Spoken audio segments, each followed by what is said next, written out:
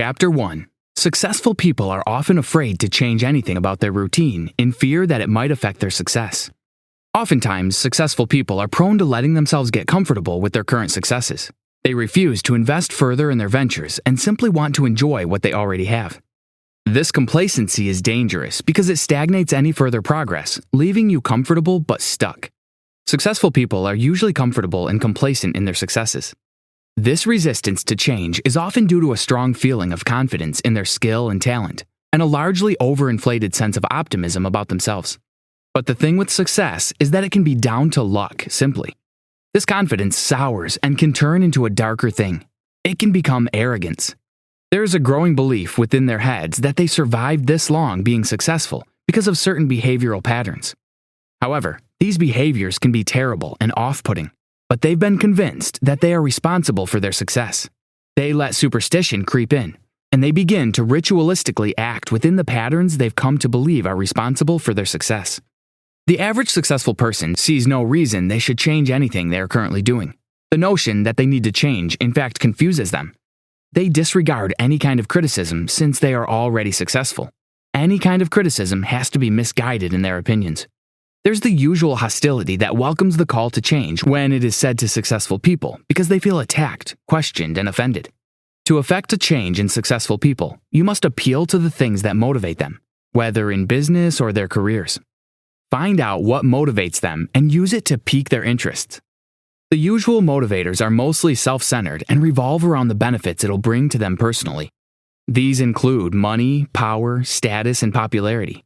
Once you are able to trigger any or all of these things in them, you will have a better chance of making them see reasons to change.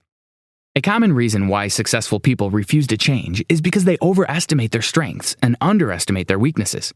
This usually means they have traits that they've regarded as lucky charms and are refusing to let go of them. It is, of course, a delusion and a dangerous one at that. A successful person sees themselves as untouchable or invincible, refusing to recognize that even they are victims in the long run. Oftentimes, the fix for said traits is quite simple and wouldn't really harm their success in any real way. Chapter 2. We harbor and encourage several habits that can be bad for our march to success. These character traits are divided into two major parts: information-related flaws and emotion-related flaws. Information-related flaws are divided also into two parts: sharing when it isn't needed, adding too much value, and sharing too little, leading to withholding of information. The emotion-related flaws are of two types also: sharing when it isn't appropriate, or not sharing when it is appropriate and conveying too little or too much in your message. These two classes of traits are commonly the cause of this false sense of confidence. Oftentimes, they might actually be helping them, but more often than not, they aren't. The majority of our flaws are often intertwined: one part emotion, one part information. With information-based flaws, it borders on the mistakes we make every day as we go about our daily activities, especially in our communications with others. A lot of successful people make a lot of mistakes with their business plans and the execution of those plans. Some go too far, wanting to win at all costs, even when it doesn't matter. They hold on to this goal too tight. The problems that come with success usually manifest themselves in the form of destructive habits in the workplace, of which there are a lot, of course. Mark Goldsmith makes a list of 20 of these habits that can be detrimental in and around the workplace. These habits include the need to win at all costs, even when it doesn't matter, and when winning isn't even the main goal. Adding too much value to conversations, always feeling like you have to say your part or add to what's already been said. Passing undue judgment, rating others based on our own standards. Making harmful and destructive comments in the form of sarcasm and needless witty remarks. Suggesting that everyone else is wrong and you are right, starting each statement with words like no, but, or however.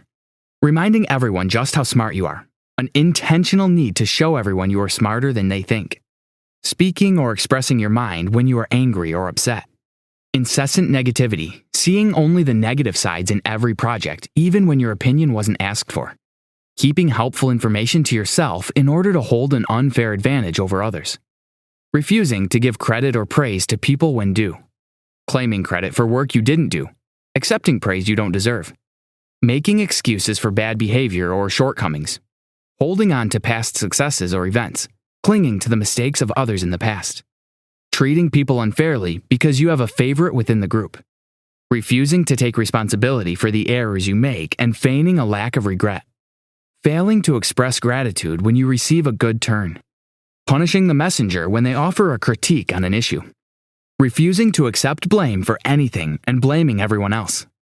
Exalting your faults so high that it is justified as a personality trait instead of accepting them as flaws and working towards fixing them. There is an extra habit, Marshall Goldsmith points out, that of goal obsession. This habit is important to note because people often lose sight of what they have right in front of them because they're too busy plotting a future that they aren't even assured of yet in the name of long-term goals. In truth, the best move is to take hold of today and make the most of it. We often get stuck planning and plotting a future that will most likely not happen when we can utilize the chances we have now. Chapter 3. The best option for anyone who has identified their character flaws is to move to correct them. Since we know the habits that are detrimental to our growth, the best recourse would be to move to change these habits. A successful person would only alienate themselves from the people they're supposed to be in league with. Once you are able to make these people recognize the bad habits they have out of the 21 listed, the next step is to figure out which particular fix is for them and make sure they follow through with it. The first step is teaching them to pay attention to feedback. The usual response they'd have is to argue about it and defend themselves. But the best advice is to write it down and consider when you aren't so angered about it. Since usually feedback can both be bad and good, but oftentimes it's harsh criticism. This can cause a flare in passions, a direct challenge to them even. But instead of reacting with rage or displeasure, after considering the points they made, thank them for their opinion and go over the opinions once again with a calmer head. Never shy away from entertaining feedback whenever it comes to you, whether in a form of criticism or not. Upon a calm perusal, you'll find that there are a lot of things to take away from opinions. You will be able to identify the changes you have to make, things you can improve upon. Feedback is a very important, very essential part of ensuring success is sustainable. The reaction to it is also key to its efficacy. Never shy away from demanding feedback. Do not assume that you are perfect or doing everything right. And when you receive feedback, don't argue about it. The mark of an intelligent mind is its ability to entertain an idea without accepting it right away and being able to extract the helpful parts. It might be unavoidable to say things you might regret when met with criticism in the form of feedback. It is also impossible to be bereft of mistakes and offense to others. Knowing this, it is important that you are able to learn the habit to apologize often once you're able to recognize something wrong you did. It can be difficult to admit faults and offer apologies, and it can be a dent to your pride, but it will go a long way to smoothen the relationship with the people you work with, under, and in charge of. It is greatly beneficial to apologize because it will make you feel better and also make the recipient feel better. It helps make relations healthier between work colleagues and just about anyone in any situation, actually. An apology can go a long way to make relations in and around the workplace much healthier. Pride will always be the first obstacle because it doesn't let you see that you are wrong in the first place. Then, even if you are able to admit a wrongdoing, it won't let you walk up to the person and offer an apology. We must then work on keeping our pride at bay when it comes to relationships that we can't afford to lose. There is more gain in saying you are sorry than trying to work with someone who is displeased with you because you did something wrong. Chapter 4. Follow up an apology with changed behavior and make sure to listen intently before speaking. When you are able to conquer your pride, accept your propensity to making mistakes, and recognize that you are to offer apology in the event that you offend someone with your mistakes or wrongdoings. The next step is to make clear and distinct changes to yourself and make sure everyone is fully aware of these changes. These changes will stem, of course, from the need to apologize, since apologies are null without a change in behavior. If you only apologize and refuse to change the behavior that prompted the apology in the first place, it will only continue to happen again and again. The first people who have to see that you have changed are those who you offended to begin with. This will go a long way to solidify the apology you made. It would be beneficial both to you and the target of your apology if you follow up on their perception of you and whatever actions that follow. This public show of change in behavior shouldn't be hollow. It should be backed with real effort to change and a discipline to follow through with this change. It would affect the dynamics if you said you were sorry, committed to change, and then reverted to the bad habits that caused the rifts between you and the people in the first place. A perfect start to a change in character is being open to listening to other people when they speak to you. This habit can go a long way in making you a much calmer person who, instead of rushing to reply, is listening and dutifully digesting the content of their words. When someone speaks to you, regardless of what they might be saying, do not interrupt them. Try to fully understand them before you formulate a response. This is a powerful tool. It saves you from a lot of foot-in-mouth moments. Instead of rushing to respond, you are able to take it all in and make sure you fully understand what they wish to pass across. There is a tendency to listen to the messenger and not the message. This causes gross misunderstanding and ruins the essence of the communication altogether. Listen, take in what they say, articulate your thoughts about what they've said, and communicate it back to them. Always take time to consider the content of the information being fed to you and make sure you are able to fully digest it before you form an opinion. Do not interpret a message in relation to the person delivering it. This bias can blur the understanding and plant different ideas in your head. A calm and focused mind will clear all these hurdles to understanding. It is easier to see a message for its actual intention when you listen to it and take the time to dissect it for its contents and intentions. Chapter 5.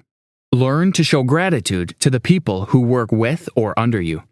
It is much easier to relate with those you work with, live with, and interact with on a daily basis when you drop your pride and are willing to accept when you are wrong and backing it up with a readiness to apologize for wrongdoing.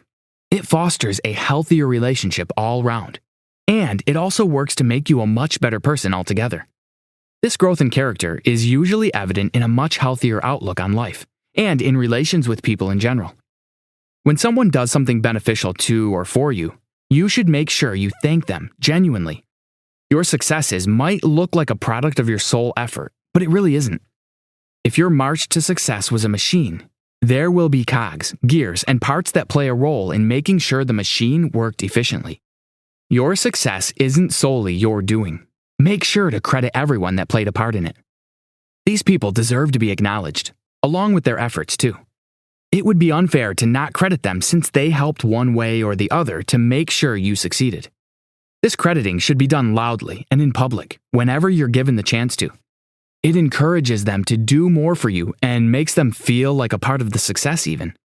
Continued gratitude will solidify the place of as many who helped you achieve success and encourage them to contribute more.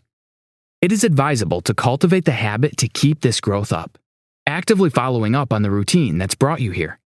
As you begin to eliminate the bad habits, you can move to follow up on your growth. For example, you can confirm with someone you apologize to if they are still grieving or if they also see your growth as evident. Once you can establish that you're consistent on your march to being better, then you must now add diligence to keeping to it. Set clear goals and focus on the tasks to achieve them, as many things that make you better generally.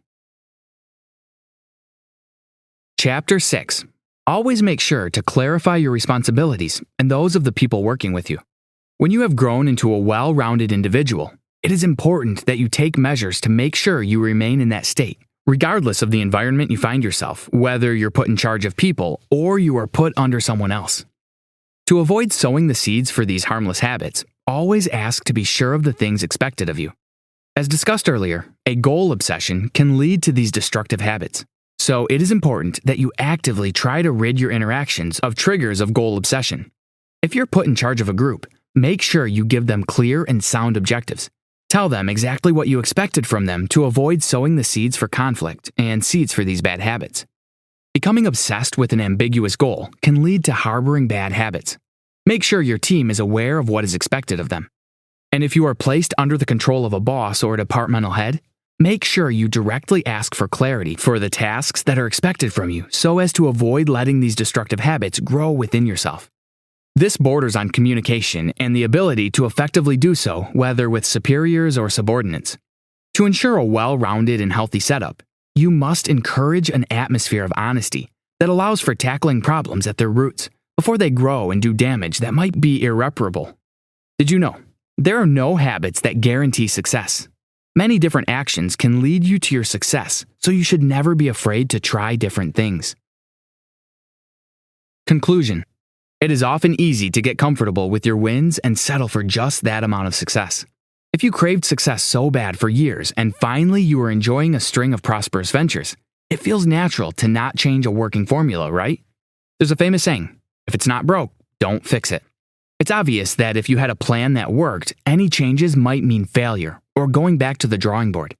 As such, it is the safe move to not change anything. Besides, it already works, so why change anything? But we learn from this read that we must change up more than just business tactics and change our own behaviors in order to acquire and retain success in any endeavors we embark on. This isn't a call to turn your plan on its head and disregard everything that once worked. It simply is a system of adding little improvements to it over a period of time.